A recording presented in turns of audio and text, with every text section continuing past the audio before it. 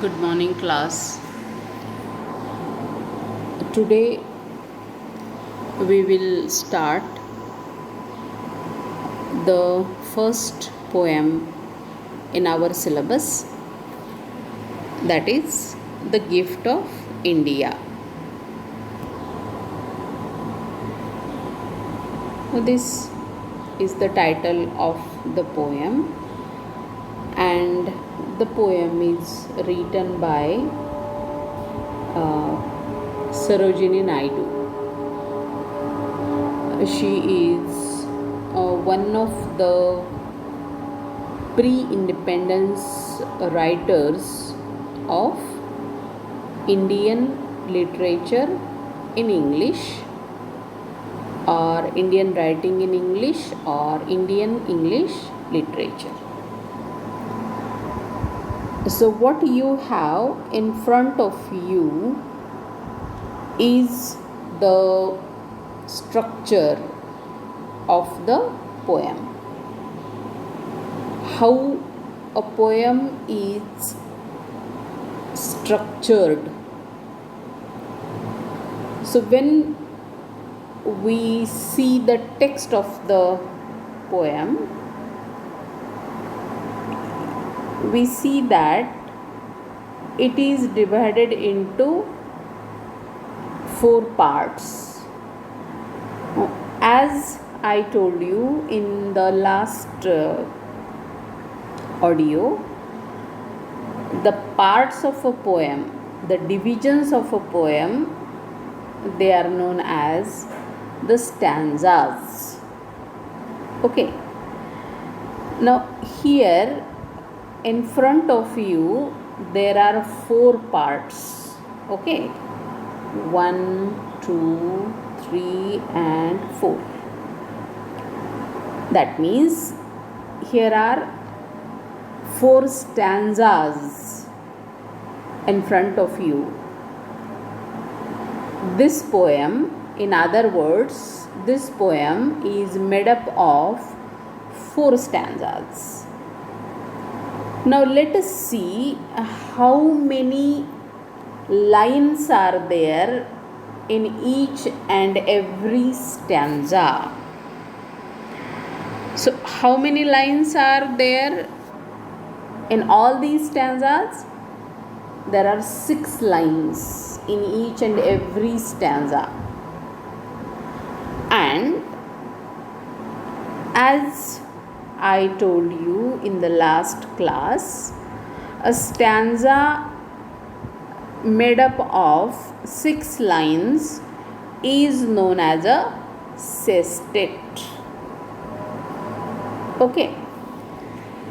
So here we have 4 sestets in this poem. And in terms of the lines, the poem is made up of 24 lines. Okay. Now before going into the meaning of the poem, we will read the poem. Okay. We will read the poem line by line, word by word. Okay. Now let us read the first stanza. Now why this loud reading is important for a poem? Because the most important feature or characteristic or quality of poetry is the rhythm, ज्याला आपण लयबद्धता किंवा ठेका असं मराठीमध्ये म्हणतो. Poetry has its essential feature, that is music. Now how this music is created in the poem? With the help of the words and with the help of the sounds used in those words. Which speech sounds are used in a particular word that make the poem musical. For example, let us take some lines from William Blake's poem, The Tiger. I have chosen these two lines for you only to make you understand how music is created in a poem with the help of the repetition of the same sounds and how rhythm is created. So that poem, The Tiger by William Blake, begins like, tiger, tiger, burning bright in the forests of the night. So here, tiger, tiger, burning bright, t, t, b, b, repeated. So t is the sound consonant represented by T, the letter T. B is a sound represented by the letter B. Okay. So we'll read this poem aloud and try to understand what musical pattern is used by the poet and how this music is created with the help of the particular speech sounds used in the poem. Now let us read the poem. The first stanza. Is there aught you need that my hands withhold? Rich gifts of raiment or gain or gold. Gifts, gain, gold. The sound, look at the use of the sound, repeated. Now there is a figure of speech known as alliteration, and this alliteration is the repetition of the same consonant in a line that creates music, that creates rhythm. So here we have in the second line of the first stanza alliteration. I repeat the second line. Rich gifts of raiment or gain or gold. Alliteration. The consonant g is repeated. Lo, I have flung to the east or west priceless treasures torn from my breast. T. Okay. R is also repeated. So in this fourth line we have again alliteration, and which are the two consonants that are repeated, R and T. Priceless treasures torn from my breast. Okay, R and T are repeated. Alliteration is there. And yielded the sons of my stricken womb to the drumbeats of duty, the sabers of doom. So in the sixth line of the poem, that is last line of the first stanza, again there is the repetition of D. Okay, drumbeats of duty, the sabers of doom, D, repeated. So what is the feature of this first stanza in terms of the sounds or in terms of the rhythm that is created? The sound, there is alliteration. First the consonant g is repeated, then t and r repeated, then we have the consonant d again repeated, right? So this is how we read a poem, the text of a poem, and then we try to understand the rhythm of the poem. Now this is the correct way to study a poem. Up to this time you might have studied some poems and you might have tried just to know meanings of the words and what is the central idea or what is the central theme of the poem, etc., etc. Here, more than the meaning, now we'll concentrate upon the arrangement of the words, arrangement of the sounds, the lines, the rhyming pattern, the rhythm. So in this first reading I am telling you about the consonants and the vowels that are repeated, the speech sounds that are repeated. So when a consonant is repeated, that figure of speech is known as alliteration. But when the vowel is repeated, that figure of speech is known as assonance. Okay, assonance and alliteration. Now let us go to the second stanza. Gathered like pearls in their alien graves, silent they sleep by the Persian waves, scattered like shells on Egyptian sands. So, show, repeated. They lie with pale brows and brave broken hands. Again, bow, repeated. Okay. They lie with pale brows and brave broken hands. Now, again, I remind you that we are not going for the meaning of the words. What we are concentrating upon? We are concentrating upon the sounds of those words. How a poem comes to our ears. Okay. How we listen to the poem. That's why we are reading the poem loudly.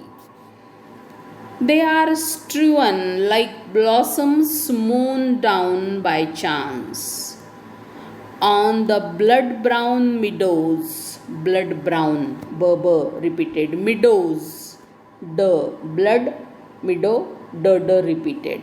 Meadows of Flanders and France. See, the again, and her is also repeated. Flanders and France. Right. I repeat this line, the last line of the second stanza. On the blood brown meadows of Flanders and France. So now you can get that there is the repetition of particular speech sounds that give musical quality to the poem.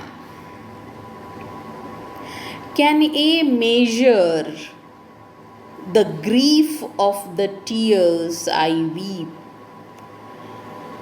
or compass the woo of the watch I keep? Woo of the watch. W consonant, semi vowel. W is repeated.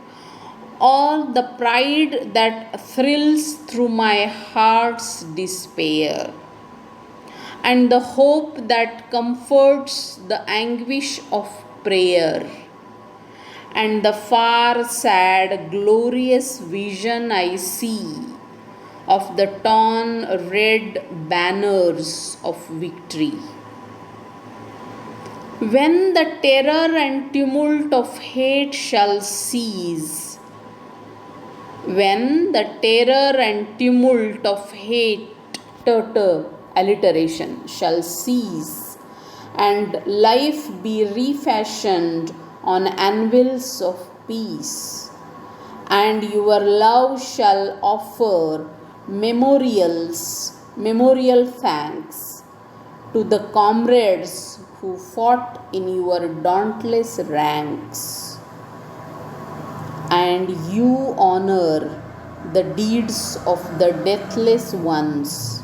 Remember the blood of my martyred sons. So these are the 4 stanzas in this poem, and by reading this poem aloud we get a sense into the arrangement of the sounds.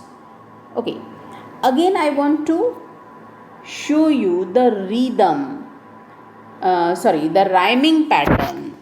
Rhyming pattern in Marathi, it is yamak. Okay, the last sound here, concentrate on this last sound of the first line. Last sound of the first line matches with the last sound of the next line. Okay, now we'll see here.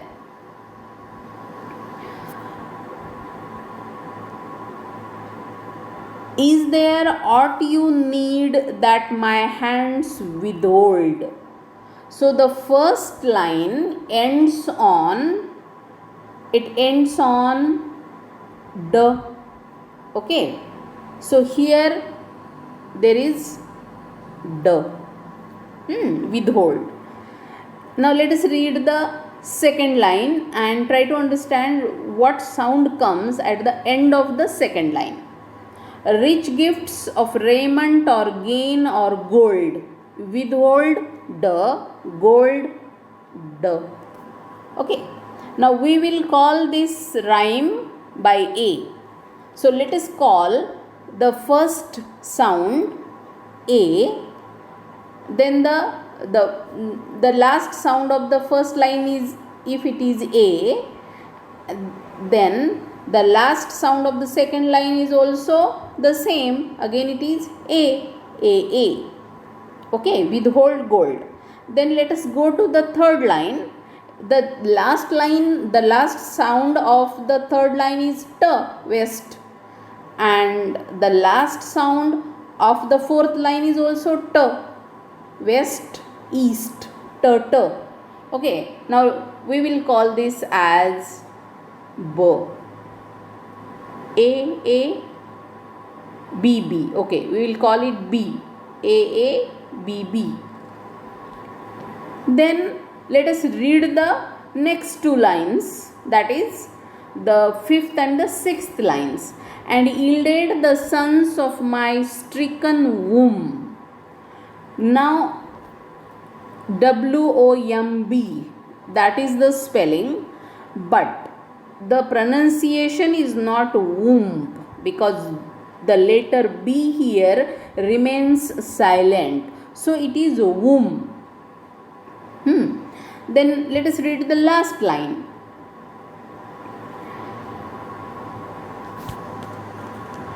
The last line is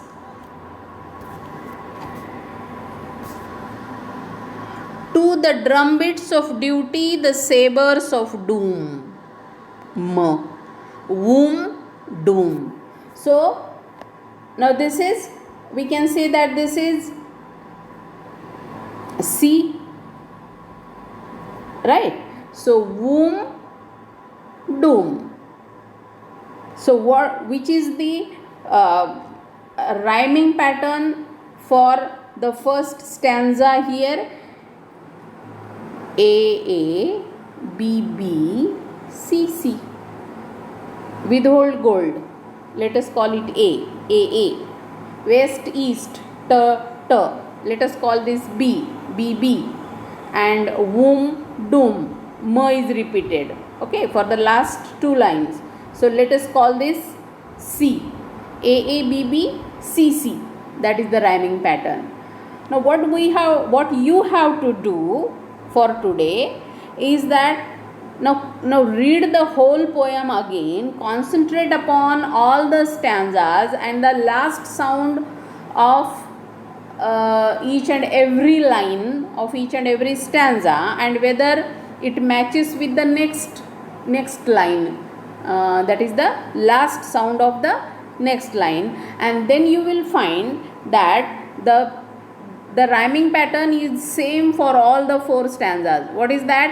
AA, BB, CC throughout the poem. So far in this class we come across the structure of this poem, and what we have learnt about the structure of the poem is that this poem is made up of 24 lines which are divided into 4 stanzas, each stanza having 6 lines. That means there are sestet. The stanza type is sestet. So how many sestets are there in this poem? There are 4 sestets and 24 lines. Okay. And as far as the rhyming pattern is concerned, it is AA, BB, CC for all the stanzas. And in this class we have tried to find out alliteration mainly, and then in the next class we will try to find out whether vowels are repeated and whether there is assonance. So in this class we come across alliteration used by the poet in many of the lines out of these 24 lines. Okay. In the next class we will talk about another aspect like imagery, and before that let us again try to read the poem and try to understand the meanings of the difficult words. That is for tomorrow. Thank you.